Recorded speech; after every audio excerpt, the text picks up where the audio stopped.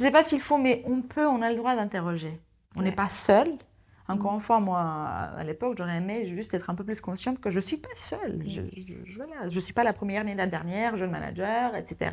J'étais plutôt dans un cadre privilégié parce qu'encore une fois, j'ai recruté mon équipe, ils étaient tous de bonne volonté, motivés, mais c'était dur.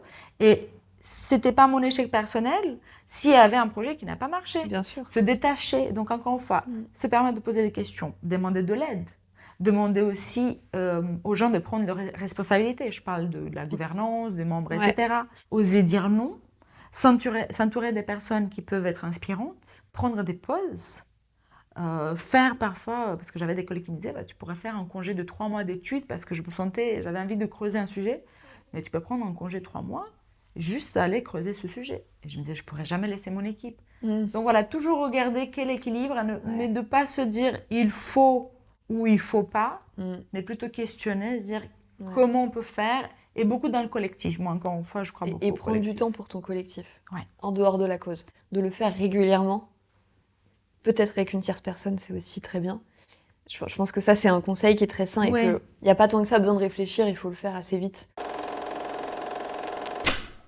Alors aujourd'hui, pour la première fois, on va parler des défis managériaux dans le secteur des ONG. Pour ça, j'ai invité Magda Thomas, qui est l'ancienne directrice du réseau Forus, dont elle vous dira plus de choses tout à l'heure, et qui est aussi coach, facilitatrice, consultante dans le secteur des ONG. Bon, salut Magda! Salut Camille! Bah, écoute, je suis super contente qu'on fasse cet échange ensemble, parce que ça fait un moment qu'on discute ensemble du sujet qu'on va aborder, qui est le management dans les ONG. Et peut-être qu'on pourra élargir au sens organisation ou domaine un peu public, et peut-être des fois on va prendre ces chemins-là. Peut-être avant qu'on commence, Magda, je vais te laisser te présenter. Ce que tu as fait, ton parcours, ce que tu fais aujourd'hui, très rapidement. Je m'appelle Magda Elena Thomas, je suis d'origine roumaine. Je suis arrivée en France il y a 16 ans maintenant pour faire des études de sciences politiques et relations internationales.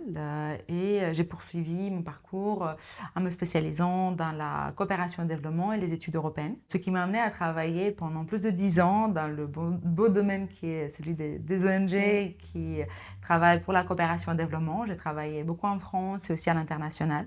Et j'ai passé la plupart de ces dernières années au sein d'un réseau international d'ONG qui s'appelle Forus. Et j'ai quitté mes fonctions de directrice de Forus en avril 2020. Juste peut-être avant qu'on passe à la suite de ton parcours, Magda, est-ce que tu peux expliquer ce qu'est Forus? Oui, bien sûr. Initialement appelé le Forum international des plateformes nationales d'ONG, Forus est un réseau global qui réunit des plateformes nationales d'ONG, qui sont une sorte de syndicats ou de fédérations qui réunissent des ONG de développement de différents pays. Forus a aujourd'hui des membres dans 70 pays et 6 ou 7 régions. Ils ont un membre par pays. Et l'idée étant de rassembler tous ces acteurs pour faciliter leur connaissance, l'entraide, le renforcement mutuel, mais pour faciliter aussi une mise en commun de leur vision et positionnement politique pour influencer notamment les politiques onusiennes, mais aussi au niveau des structures politiques régionales. Ok, très bien. Et du coup maintenant, parce que tu as quitté Forus maintenant il y a quelques années, qu'est-ce que tu fais maintenant? À la fin de mon contrat avec Forus, j'avais un besoin d'apprendre, de me nourrir. Donc j'ai pris un petit temps de réflexion et j'ai décidé de me concentrer plus sur le facteur humain. Parce que tout au long de mon expérience, j'ai pu observer, vivre plusieurs postures. Et celle qui m'a le plus passionnée, c'est celle qui mettait au centre l'humain, donc la posture de manager, d'accompagnatrice. Et donc, j'ai fait un master de coaching professionnel. Donc, je suis aujourd'hui coach professionnel, individuel et d'équipe certifiée. Et en parallèle, je poursuis aussi des études de psychologie de travail. C'est un projet plus à moyen, long terme. Mais ces 2 casquettes se rajoutent aussi à celle de facilitatrice de l'intelligence collective, d'autres compétences que j'ai pu acquérir ces derniers temps. Je me spécialise dans tout ce qui est le leadership participatif. Et en plus, je travaille en tant que consultante. J'interviens notamment dans le secteur des ONG, mais pas seulement, en tant que personne ressource sur des questions de développement organisationnel, facilitation de processus collectifs, etc. Ouais, donc du coup, en plus, c'est ça qui fait que ton parcours est intéressant pour cette interview, c'est que tu as été au cœur, on va dire, pour Forus, et maintenant que tu travailles aussi sur comment on aide avec un regard plus extérieur ces organisations à mieux fonctionner. Oui, exactement. Et Forus est un réseau. J'ai eu l'occasion à la fois de vivre de l'intérieur. De l'intérieur, donc j'ai vécu Forus. Mais notre mission, entre autres, était aussi d'appuyer le renforcement structurel de nos membres. Donc c'était aussi une place privilégiée d'observer les différentes structures dans des contextes culturels différents, avec des enjeux parfois différents. Donc c'était une place d'acteur, mais aussi d'observateur, qui m'a permis de me qui te donne aussi une aussi bonne connaissance de ce secteur-là, je crois. Et une curiosité qui jamais assouvie. Ouais.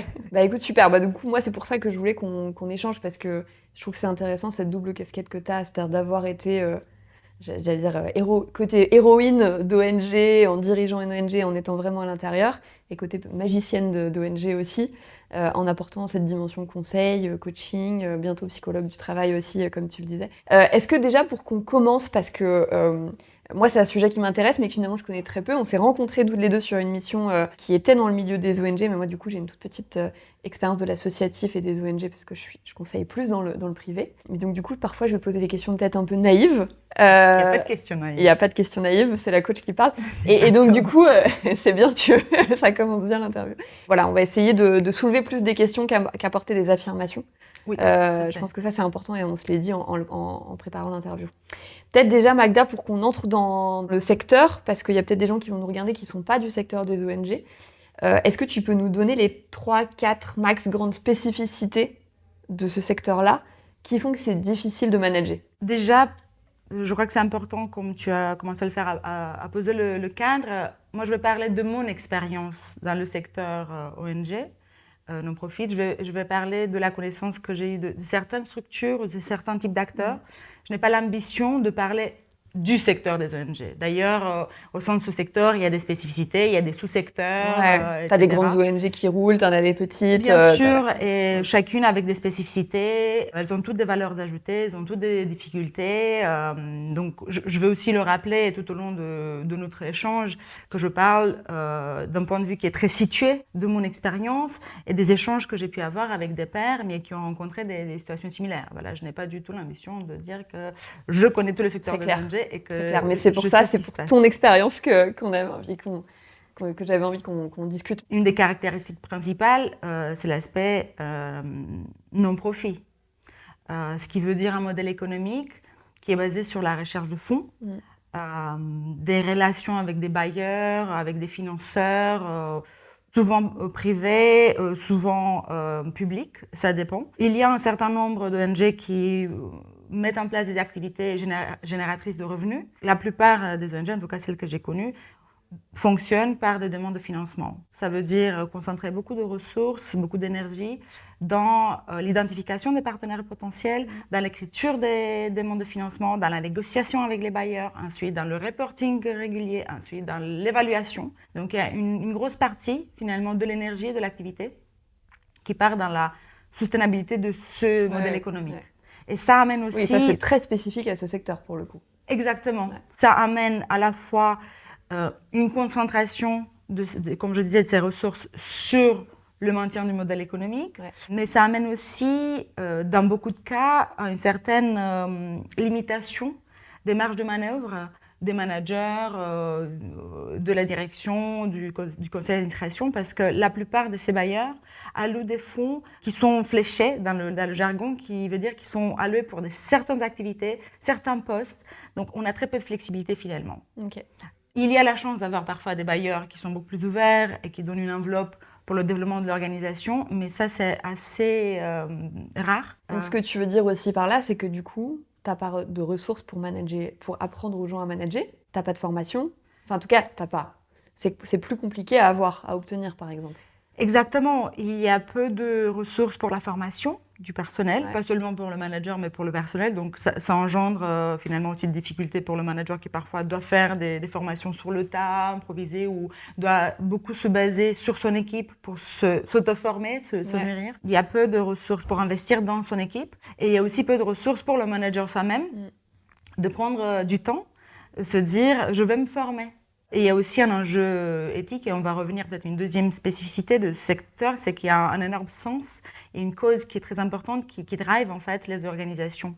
Oui, c'est que tout est en faveur de la cause. Moi, j'ai l'impression quand Exactement. J'ai un peu baigné dans le milieu ONG, tu vois, en lisant des articles ou en étant dedans en mission. Il y a vraiment une orientation qui est mise de l'ensemble de l'énergie sur la cause. J'ai envie de dire qu'il n'y a que la cause qui compte, qui importe, en fait. Qui importe. Et d'ailleurs, on peut comprendre parce que c'est des causes qui sont tellement nobles, quand même, la plupart du temps, même toujours, je pense. Et qui sont fondatrices, parce que comme pour une société privée, moi je ne connais pas le secteur privé finalement, mais si une société privée se crée dans le but de apporter un changement dans le monde, mais aussi faire du profit, et c'est ça qui va finalement l'idée, toutes les activités, l'orientation, la stratégie, ben pour une ONG, pareil, c'est le sens qu'elle se donne, et le sens c'est souvent la cause, la mission, la vision du monde qu'elle essaye d'apporter quotidiennement. Ouais. Donc cette cause, elle est finalement omniprésente dans l'activité, comme je disais, dans le déroulement des stratégies. Elle peut être très motivante.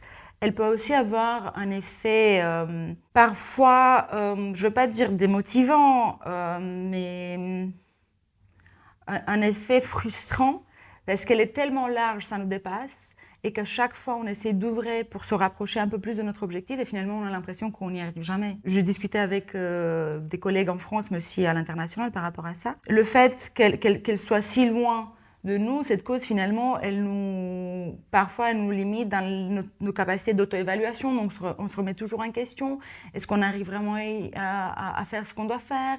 Est-ce que nos moyens sont les bons? Donc, il y a aussi une interrogation permanente, en tout cas au niveau du leadership, de mon côté et du côté des collègues que j'ai pu côtoyer. En plus du faire, il y a aussi ce questionnement permanent. Est-ce qu'on fait bien, où on va, comment on peut utiliser au mieux les ressources qui sont très limitées pour une cause qui n'est jamais assouvie en fait. Exactement. C'est ça, parce que tu vois, je te prends la fin dans le monde. Bon, c'est un peu cliché, mais tu vois, ça dit quand même quelque chose. C'est que tu n'as jamais fini d'éradiquer la faim dans le monde. Alors, tu pourrais dire dans n'importe quel business, tu n'as jamais fini de développer. Mais quand même, tu as des espèces de jalons qui te font dire que... Je pense que là, des ampleurs, tu vois, ou quand tu bosses pour le changement climatique, ou bon, des sujets comme ça, déjà, on est tellement loin et ça se creuse tellement, mais tu n'as jamais fini.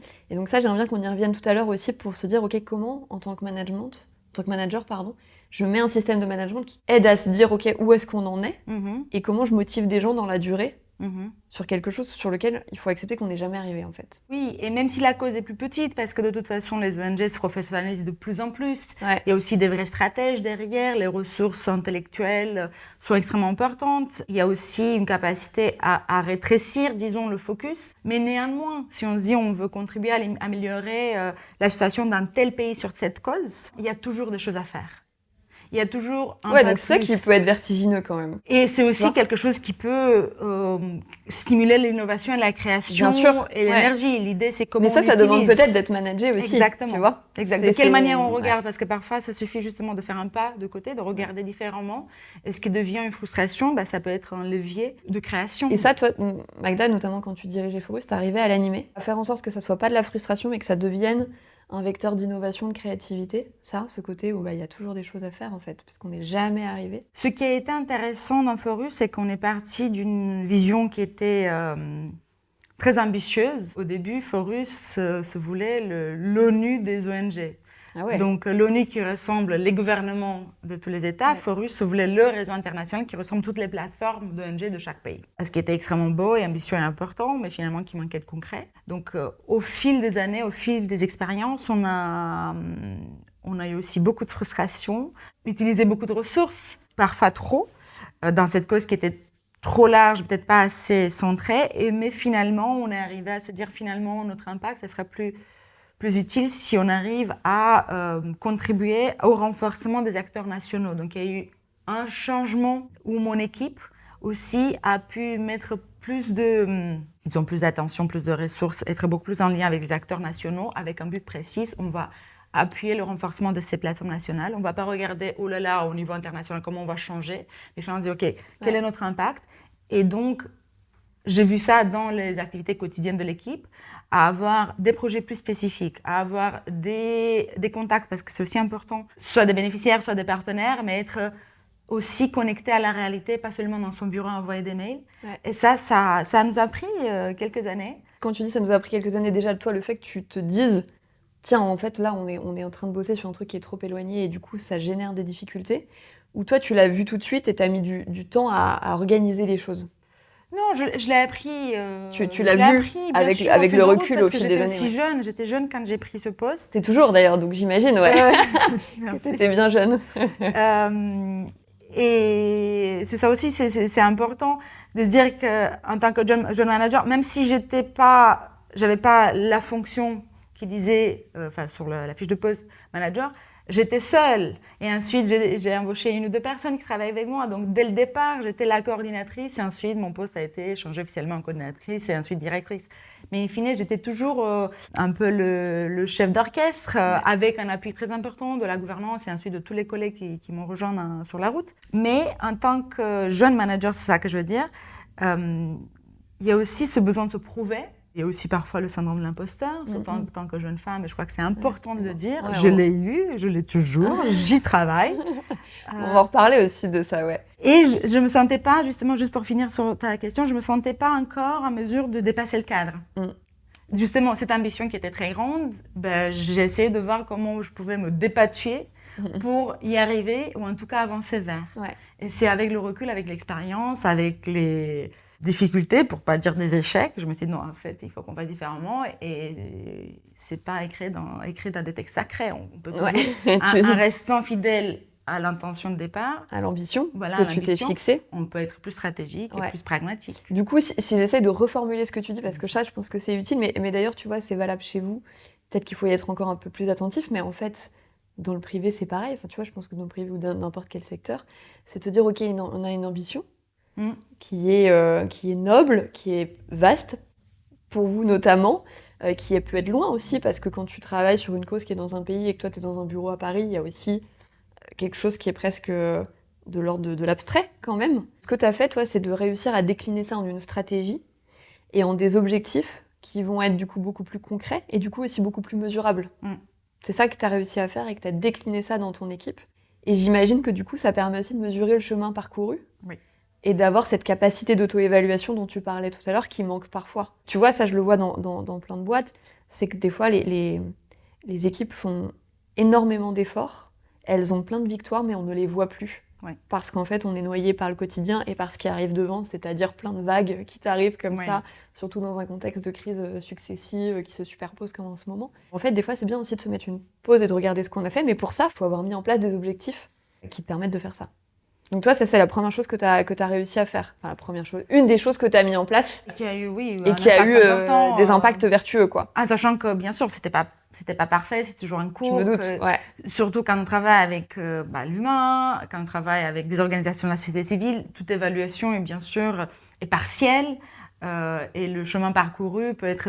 Il y a une partie visible et une partie qui est invisible. Donc, il y a toujours cette petite part de frustration. On n'a pas tout réglé parce qu'encore une fois, on n'est pas dans l'industrie pour dire, OK, on a réussi à faire Non, je me doute. Mais c'est pour ça.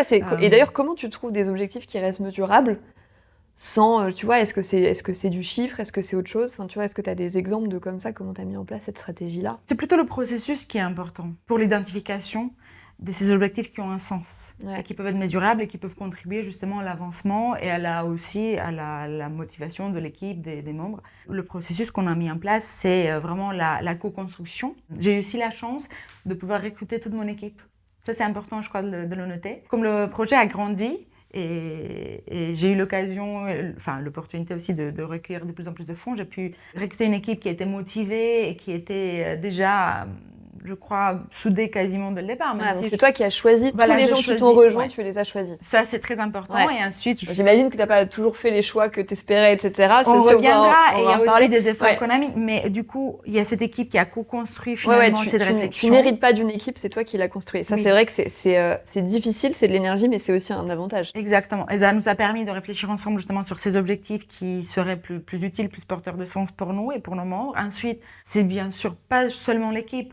On a aussi travaillé avec la gouvernance, encore une fois, avoir une discussion avec des personnes, notre conseil d'administration était formé de personnes qui venaient de 15 pays, de différents pays. On a fait appel à ces 15 personnes, mais aussi à d'autres représentants des membres pour dire, OK, de quoi vous avez besoin, de quoi nous avons ensemble besoin, qu'est-ce qui est réaliste, voilà les ressources qui peuvent être disponibles de la part de tel et tel et tel bailleur, quelle est la meilleure manière de les utiliser.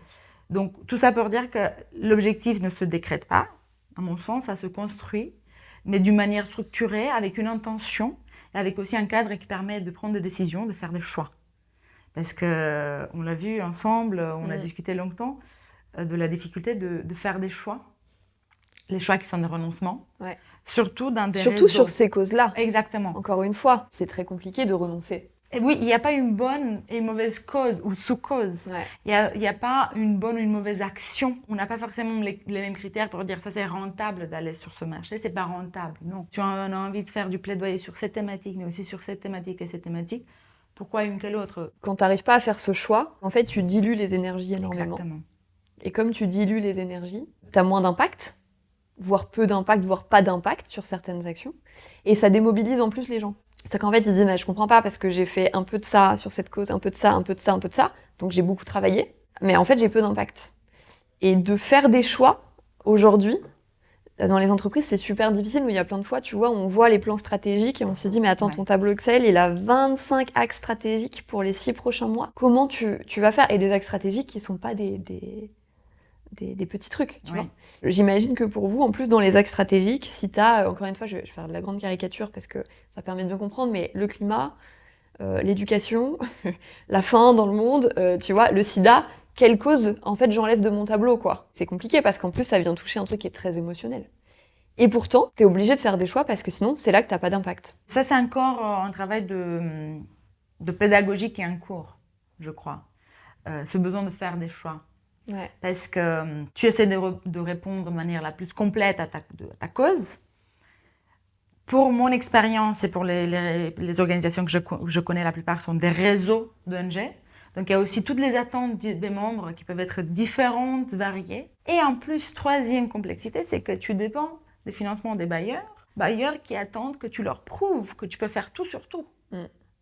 Donc il y a toujours ce choix. Si je renonce à cette thématique X, est-ce que je ne serais pas moins crédible vis-à-vis de mon bailleur? Parce qu'il va dire, mais ça va être plus intéressant de soutenir cet autre. Donc, il y a aussi finalement ce raisonnement qui vient polluer la vision stratégique. Mais je ne dis pas que c'est quelque chose qui est automatique dans toutes les organisations. Je ne dis pas qu'il faut le faire, mais je dis que ça existe. Et toi, tu y as été confrontée. Oui. Et toi, comment tu as fait alors du coup pour cette notion de choix qui va aussi beaucoup impacter, tu vois, et ton management et l'impact que vont avoir tes équipes, et donc aussi leur capacité à être fiers de ce qu'ils font, quoi. Tu vois, et avoir l'impression d'avancer vers la cause. Comment t'as géré ça? C'est important des besoins, en faisant justement cette collection des besoins, parce que pour nous, c'était notamment vis-à-vis de nos membres, et en étant réaliste pour dire, OK, où est-ce qu'on a une valeur ajoutée? Faire du plaidoyer auprès de l'ONU, peut-être c'est plus intéressant qu'on le fasse, mais en partenariat avec d'autres qui ont des capacités, qui ont des bureaux basés à New York, à Genève, etc. Donc peut-être on baisse un peu. C'est un exemple. Encore une fois, voilà, c'est pas noir ou blanc. Mais donc, peut-être baisser sur certaines activités ou priorités où finalement on se dit on est moins pertinent, outillé, etc. Et concentrer les ressources sur là où on nous attend le plus, où il n'y avait pas d'autres acteurs. Et du coup, c'est pour ça qu'on a pas d'autres acteurs, c'est intéressant aussi de se dire ça. Parce que finalement, nos membres avaient besoin de ce renforcement des capacités. Avant de dire on va complètement changer toutes les politiques au niveau international, on va être super présent dans les instances en faisant du plaidoyer. Mais pour faire du plaidoyer, il faut les informations, il faut les capacités, il faut les membres. Juste quand tu dis faire du plaidoyer, Magda, je sais pas si tu peux peut-être expliquer. Parce que c'est influencer, en fait, faire de l'influence politique. Mettre en place des actions d'influence, Quand tu fais tout ça, donc là, tu nous le présentes et effectivement, il y a des choix rationnels en fonction de là où il y a des acteurs et pas d'acteurs, là où est-ce qu'il y a des vrais besoins, pas de besoins, là où est-ce qu'on a les compétences, pas compétences. Alors, ça paraît évident comme ça, mais en vrai, c'est un vrai travail à faire. Ça nous a pris des années, je dis pas que ça se fait en un jour. Ah non, je me doute. Mais je pense qu'il y a une dimension, moi, que je trouve intéressante et qui vient peut-être polluer toute cette réflexion, c'est l'émotionnel que tu peux avoir parce qu'il y a des choses déjà que tu préfères faire que d'autres. Il y a des causes qui, tu vois, chez toi peuvent être plus fortes, qui peuvent plus résonner, des axes de la cause qui peuvent plus résonner. T'as beau te dire que l'analyse rationnelle montre que c'est pas là qu'il y a le plus de besoins, et qu'il y a peut-être d'autres acteurs, toi, tu as trop envie d'y aller. Ouais. Tu vois, et je pense que l'émotion, parce qu'en fait, c'est un milieu où il y a beaucoup de valeurs, il y a beaucoup de convictions, il y a beaucoup d'éthique, peut-être plus quand même qu'ailleurs, faut le dire. C'est une des caractéristiques aussi. C'est une des caractéristiques. Donc, tu as toute cet émotionnel qu'il faut gérer et qui peut-être vient faire des choix, des fois, qui sont pas justes. Comment toi, tu gères cette dimension émotionnelle quand il faut faire des choix tactiques, stratégiques et qui, du coup, requièrent quand même pas mal de rationalité? Comment je l'ai géré ou comment j'aurais dû le gérer? Parce que dis-nous comment tu l'as géré, puis après comment tu aurais dû le gérer, parce que du coup, ça veut peut-être dire que tu es tombé dans certains pièges sur cette dimension. Il y a beaucoup de valeurs qui infusent notre travail, notre manière d'être. Quand on s'engage dans ce secteur, on y vient aussi pour ça, pas forcément pour un salaire, même si ça devient plus professionnalisant, donc de plus en plus, des personnes viennent aussi pour des carrières. Oui, en général, tu viens pas pour le salaire. Tu viens aussi, pourquoi pas, pour une carrière, ou ça peut être aussi un tremplin, etc. Ouais, donc je dis pas qu'on en tout cas, quand tu commences par ça, c'est pas ton driver principal. Non, mais il peut y avoir aussi de plus en plus, justement, je lisais des lectures. D'ailleurs, il y a très peu de lectures sur le management en ONG, ce qu'on se disait aussi. Ouais. Mais bon, il y a aussi de plus en plus de personnes qui viennent pour faire carrière. Mais cette digression à part, donc il y a beaucoup de valeurs, il y a beaucoup d'attentes aussi. Donc moi, en tant que manager, pendant très longtemps, j'étais dans l'idée que mon équipe doit être dans une harmonie totale, que je dois toujours maintenir. Toi, c'était ton leitmotiv en tant que manager? Oui. Directrice, tu te disais, il y a la cause, mais je veux que la cause finalement vampirise pas tout non plus. Oui. Et qu'il y ait une harmonie dans l'équipe. Dans l'équipe, avec les membres, parce qu'encore une fois, c'est aussi une des spécificités des managers en ONG. Moi, je manageais l'intérieur, donc l'équipe, mais je me retrouvais aussi à manager mon conseil d'administration qui était à l'international, qui était éloigné finalement de nos réalités. Je me retrouvais aussi à manager la relation avec les membres. Parce qu'encore une fois, un réseau n'existe pas si ses membres ne sont pas impliqués, ne voient pas la valeur ajoutée, etc. Donc, j'essayais toujours de m'assurer qu'il y a cette harmonie dans l'équipe, dans les relations avec la gouvernance, entre la gouvernance et l'équipe aussi. Ce qui a fait que parfois, certains choix n'ont pas été faits parce que je me disais, on va toujours trouver un compromis. J'étais toujours portée par le compromis, par la négociation, ce qui en soi, je suis toujours fidèle à ces valeurs. Je n'ai jamais été un manager qui impose des choses. Néanmoins, parfois, je me suis retrouvée dans une situation où j'ai évité de faire des choix en essayant de contenter un peu tout le monde, ce qui a fait qu'on s'est retrouvés à chasser trop de lapins. En roumain, on dit on chasse plusieurs lapins en même temps. C'est ça l'expression? Ouais, je crois que c'est lièvre en français, non? En français, c'est lièvre, ouais. Chez nous, c'est lapin. C'est lapin. Donc, on s'est retrouvés à chasser plusieurs lapins, ce qui voulait dire qu'on était tous un peu fatigués de la chasse. Et est-ce que vous rameniez beaucoup de lapins? Exactement, c'est ça. C'est ça, surtout. Du coup, tu te retrouves à faire des non-choix parce que tu veux contenter tout le monde. Oui. Du coup, tu as un plan stratégique qui ressemble à plein de possibilités. Le problème, c'est que les plans stratégiques, de toute façon, sont des guides. Et dans le plan stratégique, tu peux toujours dire oui, mais ce mot-là, ça veut dire qu'on peut aussi aller là. Ouais. Même si le tu vois des ouvertures un peu partout. Ouais, mais donc du coup, toi, à ce moment-là, quand même, ce que tu t'es dit, ou ce que tu te dis a posteriori maintenant, c'est est-ce que j'aurais dû être plus cadrante, quitte à frustrer des membres, des collaborateurs, mon conseil d'administration? À suivre aussi plus mon instinct et à me dire voilà la manière dont je vois les choses. Je comprends qu'il y a des affinités, il y a des besoins et des valeurs, mais prenons de la hauteur avec, je crois, une certaine méthodologie et peut-être aussi la posture de coach-manager que j'avais pas forcément à l'époque ou peut-être j'avais, mais juste partiellement. J'aurais pu arriver à des consensus, à des négociations, à une co-construction de solutions qui était peut-être plus pertinente que d'essayer de garder tout ça sur la table. Ouais. Et donc, ça veut dire non aussi parfois. Oser dire non. Oui. C'est pas simple déjà. C'est pas du tout simple, non. Peut-être dans la vie, c'est pas simple, mais peut-être dans ce secteur encore plus. Non, parce que on revient aussi au fait que les personnes s'investissent beaucoup, les collègues qui sont salariés, mais souvent qui acceptent de travailler pour des salaires qui ne sont pas à la hauteur de leur qualité, performance, etc. Donc, il y a aussi une certaine attente de la part de ces collaborateurs qui trouvent un cadre d'expression plus large parce que de leur côté, ils font un pas vers l'organisation. J'accepte de travailler et de mettre mes savoirs à votre service pour peut-être moins d'argent qu'ailleurs. Ouais. Mais de l'autre côté, j'attends aussi que vous fassiez un pas vers moi avec plus de flexibilité et que vous vous soyez Mais un quand peu tu moins... dis flexibilité, qu'on s'entende, ce que tu mets derrière, c'est quoi? Qu'on m'embête pas trop? Je sais pas si c'est qu'on me manage pas trop de manière contrôlante? Voilà, tu c'est vois, plutôt ça. c'est quoi? C'est qu'on me mette pas trop de cadres, pas trop de limites? Voilà, Qu'est-ce c'est plutôt tu vois? ça. C'est plutôt ça. Donc, il y a cette attente de la part des collaborateurs. Donc, ça aussi, parfois, ça Mais du rend coup, difficile c'est le une management. attente qui est tacite. Tacite ou pas, moi, ça m'est arrivé Ok. d'avoir une discussion avec une collègue qui était tout à fait pertinente, une collègue d'ailleurs qui était plus âgée que moi, qui était très professionnelle, on travaillait très bien ensemble et je savais pertinemment qu'on n'avait pas le budget pour la payer tant qu'elle méritait. Ça a fait partie vraiment de la discussion dès le départ. Tu veux dire tant qu'elle méritait en termes de compétences et de savoir-faire par rapport au De CV par son qu'elle avait? expérience, de par Ok. son CV en Ok. fait. Mais c'était le deal de départ. C'était le deal départ d'ailleurs. Même avant de la rappeler dans le deuxième entretien, je lui ai bien posé le cadre. Je lui ai dit, écoute, nous, on est limité par les ressources. Ton CV est impressionnant, ça pourrait nous intéresser, voire ça pourrait beaucoup nous intéresser. Mais voilà la situation.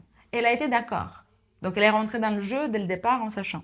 Néanmoins, c'est arrivé une ou deux fois au fil des années de dire je me donne déjà beaucoup, on sait très bien que je ne suis pas payée autant que je pourrais être payée dans d'autres ONG, etc. Donc, encore une fois, c'est une danse qui est subtile pour dire, mais on a fait un accord dès le départ, voilà, mais ce qui était aussi toujours intéressant, et moi j'ai toujours la chance d'avoir des collaborateurs qui étaient vraiment animés par l'intérêt de la structure. Du coup, ce qu'elle te dit, cette personne, c'est j'ai accepté ce deal, en contrepartie, je te demande de pas trop... Voilà. De pas trop quoi, alors? De développer ce que j'ai envie, même si ce n'est pas vraiment la priorité de la priorité. Parce que je sens qu'il y a quelque chose. Et là, encore une fois, je crois que ça se négocie. Il faut faire confiance à ses collaborateurs. Et au moment où c'était vraiment en dehors de la stratégie, ça a été non, mais avec discussion. Et là où c'était possible... Et là, tu arrivais à dire non? Oui, parce qu'il y avait un manque de ressources, en fait. C'est aussi une des difficultés, mais aussi peut-être un des éléments qui peuvent permettre parfois de dire non, c'est que tu peux toujours dire on n'a pas les ressources pour, ce qui est vrai. Parce qu'on est tellement figé. Pour que tu mettes ça en place. Ouais. Ouais. Donc ça donne finalement aussi un outil au manager pour... Mais du coup, tu vois, s'il y a cette... je ne sais pas si c'est une croyance ou attente tacite ou non, des collaborateurs qui viennent et qui disent, en gros, je ne suis pas beaucoup payée, je m'investis beaucoup, donc m'en demande pas trop non plus sur le côté cadre. Enfin, tu vois, et cadre, quand je dis cadre, ça veut dire peut-être quand il faut recadrer, quand il faut faire des feedbacks difficiles, tu vas les faire. Quand il faut dire non, il faut dire non. Enfin, tu vois. Comment toi tu le gères ça? Comment tu le gères quand tu manages une équipe de X personnes qui ont toute cette attente-là et que toi, en fait, tu as quand même des choses à délivrer pour la cause. Hein. Ouais. Comment tu fais? Parce qu'en fait, sinon, c'est vite l'anarchie quand même. Exactement. Et je crois que dans tout, le cadre est essentiel. Dans toute relation entre deux humains, dans une structure, dans notre entretien, etc. Donc, poser, discuter. Ouais. Si on revient vraiment à cette question du salaire, de la rémunération, c'est quelque chose qui doit être abordé dès le départ. Finalement, pour voir, OK, quels sont et de quelle manière, finalement, ouais, mais surtout qui ne doit pas, si tu veux, pour moi, ça doit pas être excluant. Le deal de départ doit être aussi, oui, tu vas être moins bien payé, tu choisis de venir parce qu'il y a une cause et que tu vas aussi apprendre et te nourrir, etc. Pour autant, je vais te mettre bien sûr un cadre qui est à mon avis très sain parce qu'il faut quand même réguler, il faut animer un collectif. Je vais te mettre un cadre, donc parfois on aura des moments où peut-être que tu seras pas à la hauteur et je te le dirai. Tu vois, on aura peut-être des moments difficiles où il faudra jouer certaines règles du collectif. Et est-ce que ça, tu as l'impression que finalement cette deuxième partie du cadre est lâchée parfois? Je crois que c'est important aussi de parler dès le départ qu'en plus de la rémunération, il y a aussi d'autres avantages, comme tu dis, l'apprentissage. Il y a aussi dans certaines structures, il y a la possibilité de développer parfois ses compétences linguistiques, de rencontrer des personnes d'autres cultures, de voyager, etc. Donc déjà, il faut parler dès le départ que finalement, quand on intègre une organisation, c'est pas juste pour le salaire, et négocier ce cadre. Dans les plus jeunes structures que j'ai pu voir, je crois que c'est venu graduellement. Je crois qu'au départ, surtout si on intègre une personne, oui, on improvise. Le cadre, ça va aller. Ça va aller. Ouais. On intègre la deuxième. Bon, elle essaie de se caler un peu sur ce qui existe. Et il y a des moments où moi, j'ai eu un changement d'échelle. À la fin, on était une dizaine entre salariés et temporaires, etc. Et là, effectivement, on a eu besoin d'avoir team workshop, pas forcément team building, où on s'est posé tous, surtout qu'on était à l'international. Mon équipe n'était pas du tout basée dans les mêmes locaux, donc la plupart de nos échanges avaient lieu par Skype à l'époque, ensuite Zoom. Donc, Ça remonte. Ouais, bah ouais. Mais moi, j'ai commencé, c'était Skype, Skype. et avec Google Translate aussi, qu'on utilisait tous les jours, qui était très mauvais aujourd'hui, il est très bon. Et on a eu besoin, à un moment donné, quand on a eu ce changement d'échelle, à dire, en fait, ça marche plus. Parce qu'il y avait aussi l'idée d'une famille ou d'une bande de copains qui travaillent ensemble pour changer le monde. Et je crois qu'il y a dans la maturité de l'organisation, il y a toujours un moment, un déclic, où il faut prendre recul pour dire, on ne peut pas continuer sur cette sur ce base, registre. parce que, et on parlait aussi de ça auparavant, le fait on ne peut plus se baser sur l'idée que la cause va autogénérer des comportements vertueux et que tout le monde finalement va aller dans la même direction parce que la cause va nous porter, parce que ensemble, la lumière de là. Non, il y a des individualités, il y a des attentes, il y a des besoins. Encore une fois, avec toutes les bonnes intentions, c'est humain qu'à un moment donné, ça part dans tous les sens. Ouais. Toi, tu as eu l'impression à un moment que ça partait dans tous les sens et tu te dis, attends, je me suis laissé dépasser parce qu'on est en train d'être, tu vois, le côté bande de copains, mais en fait, où il y a ces valeurs, ces émotions qui commencent à s'affronter et qui donnent un truc qui est pas du tout vertueux. Qui est pas vertueux parce que ça vient entraver l'harmonie que tu avais envie de mettre en place, qui était importante pour toi, et parce qu'en plus, ça vient pas servir la cause. Je l'ai vécu, oui et non. Parce qu'au moment où je sentais qu'on change d'échelle, on avait organisé un atelier d'une semaine avec une facilitatrice externe qui nous avait aidé à décider comment on travaille ensemble, quels outils, de te etc. faire challenger par l'extérieur, ouais. Voilà, et ça pour nous ça a été très intéressant, très important. Et on essayait de le refaire une fois par an parce qu'encore une fois, moi j'avais l'enjeu que l'équipe était à distance, ce qui faisait qu'il était parfois plus difficile d'avoir un esprit d'équipe.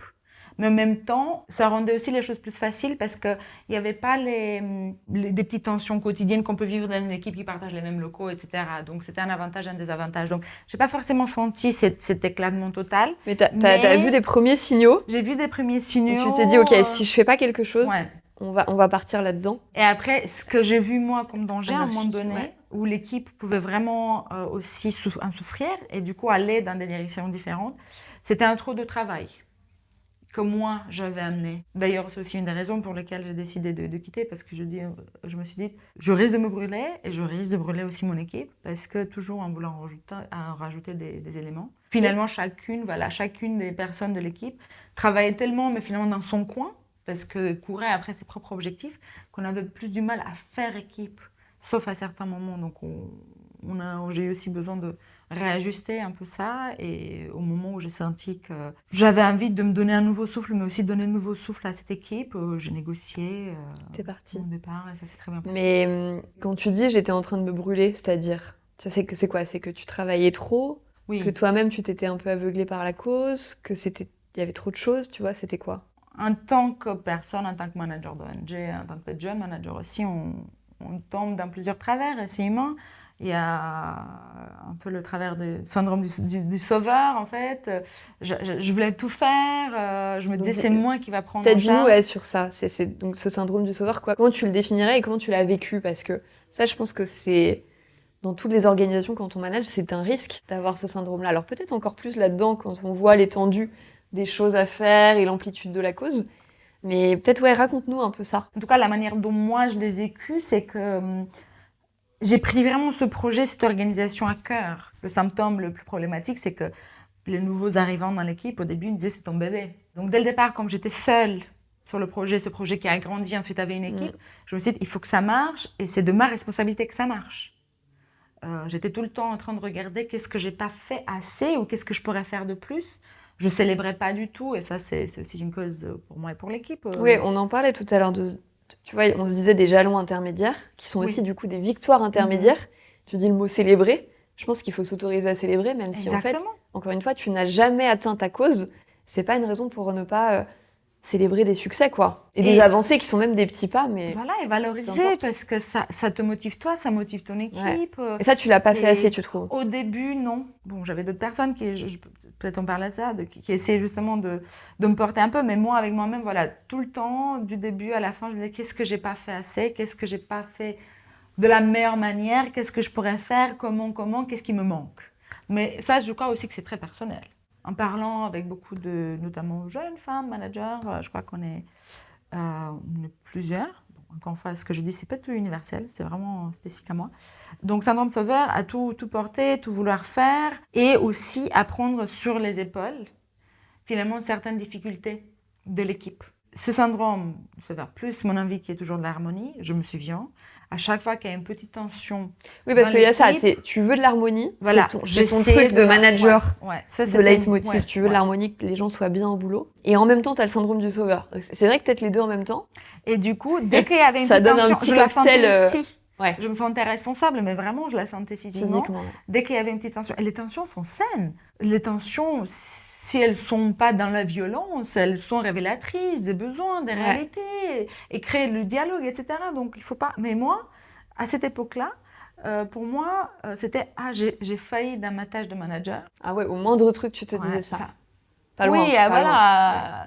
Mais donc j'avais toujours cette attention en plus. Donc c'était la réalisation du travail en interne, le management de l'équipe, la relation avec la gouvernance, la relation avec les bailleurs, plus cette pression, il faut que ça roule, il faut qu'il y ait de l'harmonie. Et je sais que je parle de mon expérience personnelle, mais cette complexité de responsabilité, elle est propre, je crois, à tous les managers de petites, moyennes ONG. Du coup, il y a une surcharge. Donc ça, c'est une des difficultés. Comme je dis, voilà, ce besoin d'harmonie faisait que j'évitais les conflits. On travaillait bien, mais les gens n'osaient pas forcément dire certaines choses. Parce que moi, je n'osais pas les dire. Ou parce que moi, je ne créais pas le cadre pour qu'eux, ils osent. Finalement, je me suis rendu compte à quel point ma personnalité, ma manière de faire, ça infusait toutes les relations. Surtout dans des petites structures. Ce que tu veux dire, c'est que comme tu ne créais pas des espaces où les gens pouvaient exprimer leurs frustrations et les tensions, c'était quoi? C'était soit les gens les gardaient pour eux, soit limite il y avait des bruits de couloir où ils en parlaient en bilatéral, ou tu vois. C'est peut-être ça qui crée un environnement qui devient plus très harmonieux. J'essaie de me remémorer des choses ou des exemples. On avait des réunions d'équipe régulières en ligne, mais en présentiel, c'était notamment 1 ou 2 fois par an. Et c'est à ces moments-là qu'on essaie de s'ouvrir. Mais c'était plutôt vraiment très concentré sur le travail. Je crois que les moments où on a réussi à parler, à désamorcer des choses, c'est au moment où finalement on avait une facilité, notamment on a travaillé avec une personne qui nous a accompagnés pendant peut-être 4 ans, qui venait de temps en temps, 1 jour, 2 jours par an. Et là, ça a aidé à désamorcer des choses, mais pas toutes. Parce que ça crée un espace avec une tierce personne, etc. Où les gens pouvaient déposer les choses. Mais pas toutes, parce que je sais très bien qu'il y avait notamment, sans donner trop de détails, mais je sais que les personnes avaient quand même des petites frustrations. Bon, après, ça peut pas être parfait. Non, mais ce qu'il faut, c'est que les frustrations ne puissent pas gangréner toute ton organisation, prendre des proportions qu'après tu peux plus maîtriser en fait. Ok, donc tu vois, moi ce que je retiens là, c'est vraiment de créer un espace où tu permets à tes collaborateurs de déposer des choses. Et je crois aussi encore plus de créer un espace où tu ne parles pas de la cause. Parce que tu vois, tu disais la cause, elle est omniprésente. Et en fait, du coup, tu te relis tout le temps à la cause. Qu'est-ce qu'on fait pour la cause, pour ça, etc. Et à un moment, peut-être de dire, en fait, aujourd'hui, ou pendant 2 jours, on va pas parler de la cause, en fait. On va parler que de nous, comment on fonctionne ensemble. Au service de la cause, mais c'est sous-entendu, évidemment. Mais qu'est-ce qui marche pas, qu'est-ce qu'on peut faire de mieux? Qu'est-ce qu'on n'arrive pas à réguler? Qu'est-ce que, tu vois? Quel rituel on a envie de mettre en place? Quel principe de fonctionnement? Parce que, tu vois, c'est intéressant ce qu'on dit tout à l'heure. Tu te dis, en fait, il y a une telle cause qui est tellement noble qu'on pense que ça va générer des comportements auto-vertueux.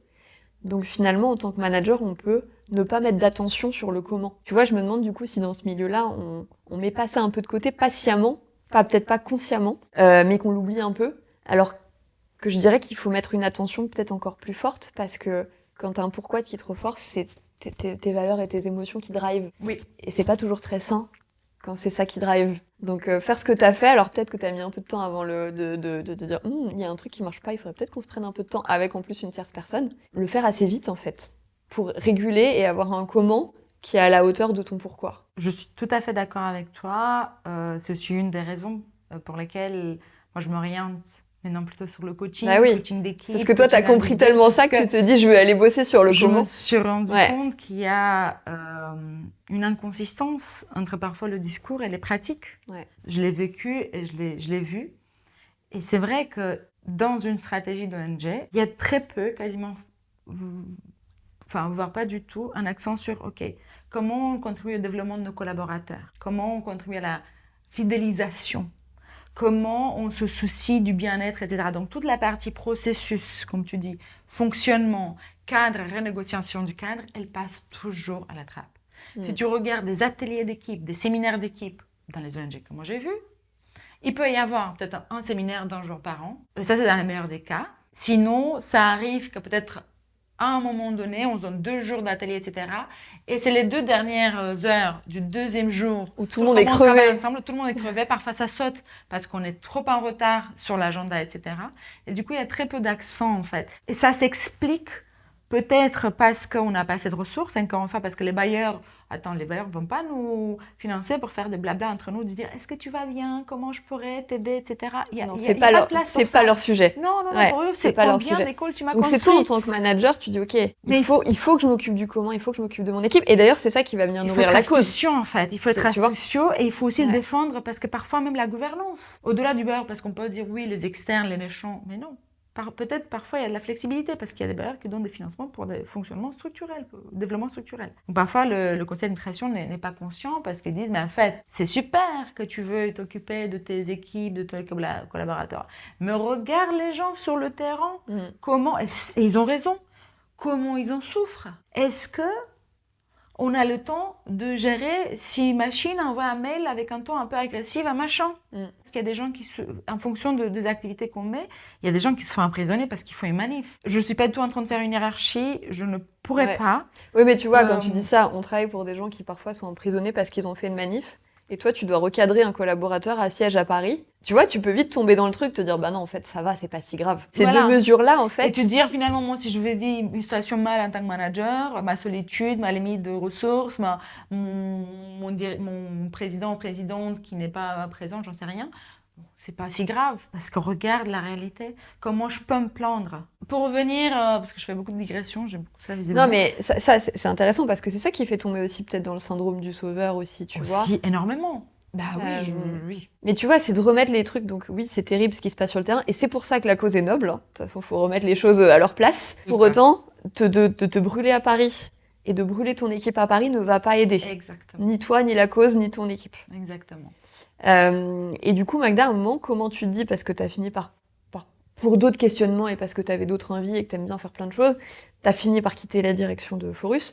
Mais est-ce que tu as fini par quitter le syndrome du sauveur ou tu es partie avec? Je ne pourrais pas te répondre à cette question. Ou est-ce qu'il a diminué? Je sais pas si on le perd complètement quand on est là. Je sais pas si on le perd complètement. Mais si je fais ces études de coaching et de psychologie du travail, c'est pour travailler sur moi et pour apprendre sur moi. On part toujours de nous-mêmes en donnant au monde, en faisant. C'est jamais anodin. Surtout quand on a 35, 36 ans, peut-être à 20 ans et même. Je crois qu'il y a toujours une cause consciente ou inconsciente. Mais en tout cas, j'ai envie d'y travailler. Et c'est pour ça que je crois que j'ai entamé aussi ces réflexions, ces savoirs auxquels j'ai accès, qui nourrissent. Mais quand tu as quitté Forus, tu te sentais encore dans ce syndrome-là avec ton équipe? Quand j'ai quitté Forus, ce que je sentais, c'est que vraiment j'étais allée loin et que j'avais plus d'énergie. C'est ça. C'est le côté je me suis brûlée. Voilà. À un moment, je me suis dit, voilà, j'ai plus d'énergie et je ne peux plus être... c'est vraiment ça, je ne peux plus donner tout ce que j'ai donné jusqu'à maintenant. Et après, j'ai commencé un processus de réflexion pour me dire, peut-être j'ai donné trop. Mais la décision de départ, c'était en fait, je me rends compte que je ne peux plus voler avec la même vitesse. Et mon équipe et l'organisation méritent quelqu'un qui a encore de l'énergie. Voilà, qui a l'énergie, qui peut récréer. Parce que peut-être, comme je dis, peut-être mon énergie, ma vitesse était trop. Et peut-être je demandais trop aussi. Mais je me suis dit, en fait, en étant, je crois, transparente, honnête avec moi-même, mais aussi avec la structure, ça serait intéressant pour moi, mais aussi pour l'équipe et pour la structure, d'avoir une nouvelle énergie. C'est quand le moment où tu as su que tu pouvais partir tranquillement et la tête haute, tu disais, pour laisser ton organisation. Et du coup, partir de Forus à ce moment-là, tu disais, ok, je suis sereine de partir. Et tu savais que ton organisme, du coup, ne dépendait plus de toi. Voilà, je relie vraiment la réponse à cette question avec ce qu'on se disait par rapport au syndrome du sauveur, et où j'ai senti que je me détachais de ce syndrome. C'est vraiment au moment où j'ai senti qu'à la fin, la gouvernance du réseau, donc la nouvelle présidente, le bureau, avaient vraiment pris le relais et leur responsabilité qui était la leur. Au fil des années, les membres étaient de plus en plus motivés, voyaient la valeur ajoutée du réseau et de ses activités. Donc j'avais vraiment une gouvernance qui était en place, qui prenait ses responsabilités, qui faisait de la représentation politique, qui était en train de réfléchir à la recherche de financement, qui avait commencé aussi à s'intéresser au bien-être de l'équipe. Parce qu'on commençait aussi Ça, c'est vrai que c'est un bon indicateur. Avoir une présidente qui arrive, qui me dit « Mais Magda, toi, comment tu vas ?» C'était la première fois qu'on me demandait. Qu'on te posait cette question. Bon, en 7 ans, je crois. En 7 ans? Ouais. Et du coup, c'est là où je me suis dit, en fait, il y a de la place pour le moi aussi. Et c'est comme ça, graduellement, donc, avec cette nouvelle présidente, cette nouvelle gouvernance qui assume un rôle et qui commence aussi à me chapeauter d'une certaine manière, j'ai senti un peu moins de pression. Donc, ok, c'est plus le bébé de Magda. De l'autre côté, mon équipe, pareil, avait commencé à grandir, à prendre des responsabilités. J'avais mes collègues qui développaient des projets, des partenariats.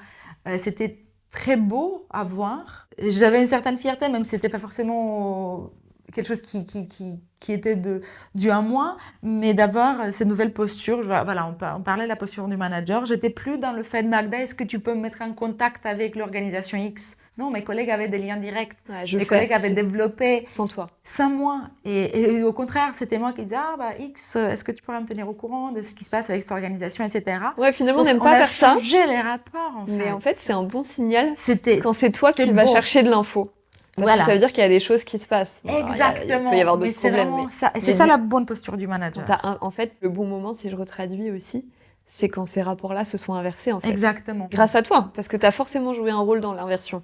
Voilà, c'est pas possible que ça se soit fait sans toi. Voilà, on a tous transformé. Il y a aussi un moment donné où moi, j'ai dû lâcher prise, en fait. Et pour me dire, non, j'ai plus le temps. Tu vas appeler directement la personne et vous allez faire quelque chose. Et seulement en cas d'urgence, tu m'appelles.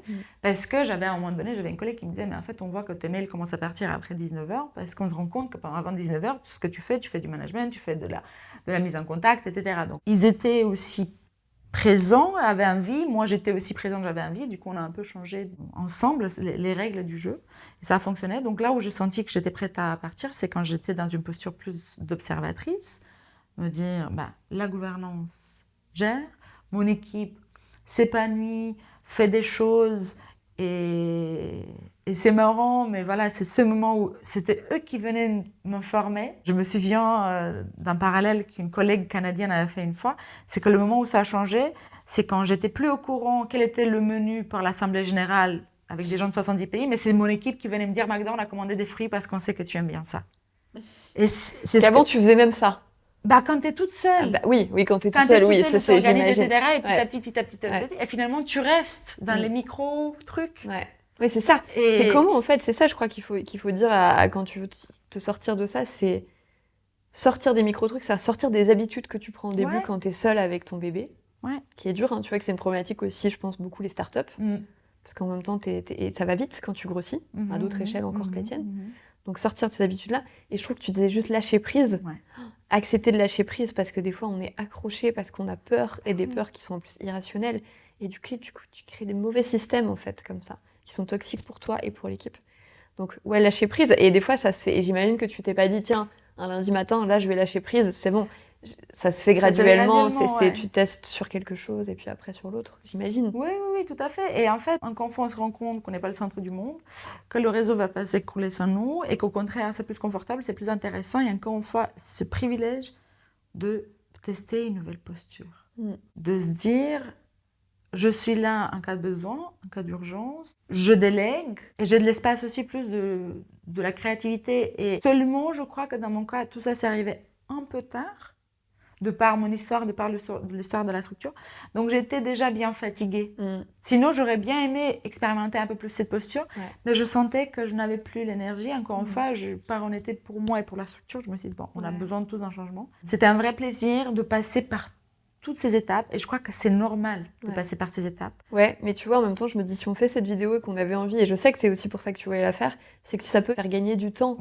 À des gens de le faire un peu plus vite, même si il y a le travail, ce que tu observes, ce que tu conscientises, et il y a un temps humain qui est parfois incompressible. Mais tu vois, d'avoir ça en tête, de se dire, pour que parfois en plus rester plus longtemps pour expérimenter des choses, et puis toi tu t'es brûlé, mais tu avais de l'énergie pour faire autre chose. Des fois on se brûle, on n'a plus l'énergie pour rien faire, et il faut un temps conséquent pour se remettre. Et du coup, je pense que ça qui est intéressant dans ton témoignage, c'est de dire, Oui. voilà, il y a plein de choses que j'ai vues avec le temps que vous pouvez voir plus vite. Ou qu'il faut même, allez, faut pas réfléchir, faut les mettre. Mais il faut les interroger. Enfin, encore une fois, j'avais une autre coach qui me disait, t'es souvent dans les injonctions. Je ne sais pas s'il faut, mais on a le droit d'interroger. On n'est pas seul. Encore une fois, moi, à l'époque, j'aurais aimé juste être un peu plus consciente que je ne suis pas seule. Je ne suis pas la première ni la dernière, jeune manager, etc.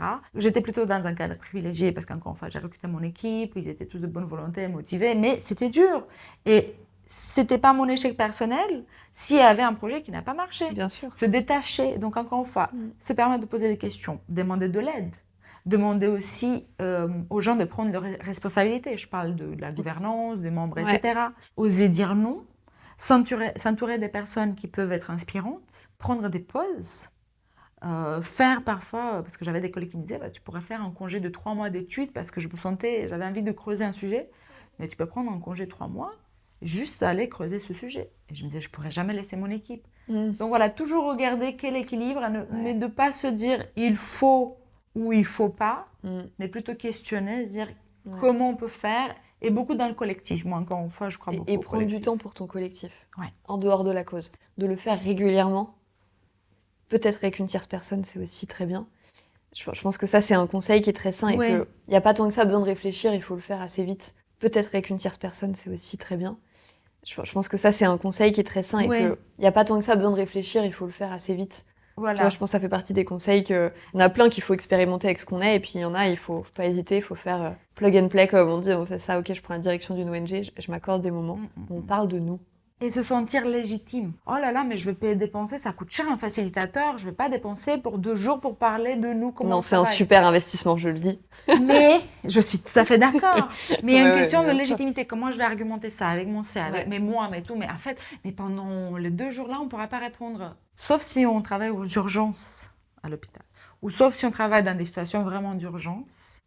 Il y a aussi des moments où on peut se déconnecter pendant 2 jours. Encore une fois, parce qu'on se crée des fausses urgences, des faux deadlines. Il y en a qui sont très sérieux, je ne dis pas. Mais il y a aussi parfois, on se laisse dans une boucle parce que c'est le sentiment d'utilité, parce que c'est l'adrénaline qui nous maintient, etc. Tu te dis, je ne peux pas lâcher là 1 heure mes mails et tout ça. Mais tu vois, je vais le dire avec des mots un peu barbares, mais c'est un investissement temps qui va être très rentable. Bien sûr. Voilà, beaucoup plus que rester dans sa roue. Donc légitime, donc utile pour la structure, pour la cause, pour tout ce qu'on veut. Et il faut l'affirmer. Mais tu vois, ça fait partie pour moi. Peut-être dans les ONG, tu me disais ça assez justement, encore, je veux pas faire de généralité non plus.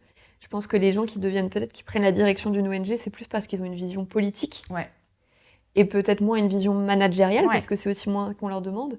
Et est-ce qu'il ne faut pas aussi développer cette vision managériale autant que la vision politique, en prenant ce genre d'initiative, et disant ça, on va le faire et ça va être comme ça. Développer cette vision managériale, je crois que c'est clé, quoi. Moi, je l'ai vu dans beaucoup de réseaux, notamment. Je dis pas du tout que c'est le cas partout, mais je l'ai vu beaucoup, où des personnes qui étamet aussi impliquées plus sur des activités, sur un projet, etc., qui prennent de l'ampleur, et parce que la personne a toutes les capacités politiques, techniques, on met la personne dans cette posture, et c'est extrêmement pertinent et utile, avec le bémol qu'on oublie souvent aussi d'outiller un peu plus cette personne pour ses nouvelles compétences. Mais tu vois, il y a l'outillage et ce que tu développes comme vision. Et il y a les deux. Et tu as raison, il faut appeler des gens pour aussi s'en construire une. Parce que je pense qu'il y a plein de directeurs d'ONG qui ont des visions managériales autant que des visions politiques. Dans les ONG, mais aussi dans tous les secteurs, parfois, je vois des managers qui ont envie de tout savoir et tout faire et se sentir frustrés, ou parfois ne pas vouloir dire qu'ils n'ont pas telle et telle compétence. Et moi, ma vision de la chose, c'est au contraire. En fait, le manager, c'est finalement ce chef d'orchestre qui s'entoure des personnes qui sont même meilleures qu'elle ou que lui sur des thématiques. Et finalement, son talent, ça va être la mise en harmonie de tout ça, sa vision. Mais on ne peut pas être bon sur tout. Et du coup, finalement, se dire quelle est ma bataille sur là où je veux être bon, c'est là et là. Et le reste, je vais m'entourer des gens qui sont extrêmement pertinents sur des thématiques. Parce que si on se retrouve à être parfait dans la technique, dans le contenu, mais aussi le management, aussi la représentation politique, on arrive à se brûler. On se brûle les ailes. Donc voilà, c'est comment ne plus les brûler en mettant en place des meilleurs systèmes managériaux et des meilleures peut-être visions managériales. Voilà. Je pense que c'est ça que, si j'essaie de résumer ce qu'on a essayé de se dire, c'est ça. Alors il y aurait encore plein de choses à dire, mais du coup on va s'arrêter parce que le temps a beaucoup filé. Oui. Et peut-être qu'il y aura d'autres choses qu'on pourra creuser une autre fois ensemble. En tout cas, merci beaucoup Magda. Moi j'étais Merci. super contente qu'on se revoie et puis qu'on puisse parler de tout ça. C'est chouette et puis j'espère que ça va aider des managers d'ONG à avoir peut-être quelques astuces qu'ils n'avaient pas ou quelques prises de conscience plus rapides. Merci à toi, c'était vraiment une occasion énorme de parler de mon expérience, avec le recul parfois non, voilà, on n'a pas tout dit. On est en chemin. C'est subjectif, c'est partiel, c'est un Exactement. chemin, de toute façon, le travail avec l'humain, c'est jamais finalisé, donc Exactement. mais c'est un beau chemin. Magda, si on a envie de faire appel à toi pour un appel à un ami, pour du mentoring, pour de la facilitation, enfin tout ce que tu sais faire, où est-ce qu'on peut te joindre ou te retrouver? Déjà avec plaisir, si des personnes ont été titillées, stimulées, sont curieuses après cette vidéo, déjà Ils d'échanger. sont pas d'accord et qu'elles sont pas veulent d'accord, débattre. mais bien sûr, et qu'ils aiment débattre. Je crois que ça serait aussi très, très utile et constructif pour moi. Donc n'hésitez pas à me contacter pour ça. N'hésitez pas aussi, bien sûr, comme tu disais, pour la collaboration, pour du coaching, de la facilitation et autres. Je crois que le plus simple, ça serait de passer par ma page LinkedIn, donc Elena Magda Thomas, et je suis très réactive. Aux messages que je reçois, aux commentaires. Je crois que de nos jours, c'est le plus rapide. Exactement, LinkedIn. Parfait. Merci encore, Magda. Merci à toi.